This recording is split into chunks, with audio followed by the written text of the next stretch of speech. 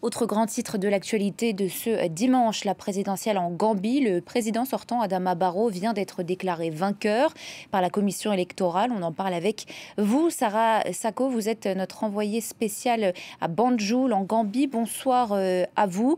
Adama Barrow est donc officiellement réélu à la tête du pays. Oui, Nina, et vous pouvez l'entendre derrière moi.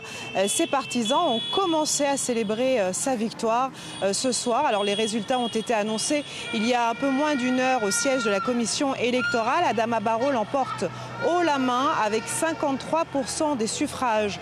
Vient ensuite l'opposant historique, qui était d'ailleurs l'ancien allié et mentor d'Adama Barrow, Ousseynou Dabo. Lui enregistre 27% des suffrages. Le troisième homme de cette présidentielle s'appelle Mama Kandeh. C'est lui qui avait reçu le soutien de l'ancien dictateur aujourd'hui en exil, Yahya Jammeh, et il obtient 12% des voix.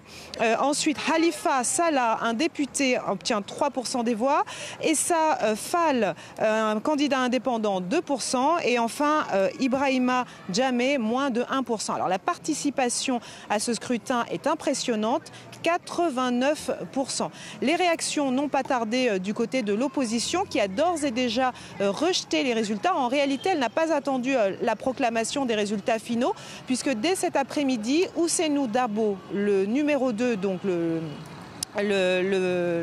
celui qui suit Adama Barrow, ainsi que Mama Kandeh et Essa Fall, deux autres candidats, se sont fendus d'un communiqué. Ils dénoncent des anomalies lors du vote et rejettent de ce fait les résultats. Ils disent qu'ils réfléchiront à la suite à donner donc à ce problème. Je cite leur communiqué.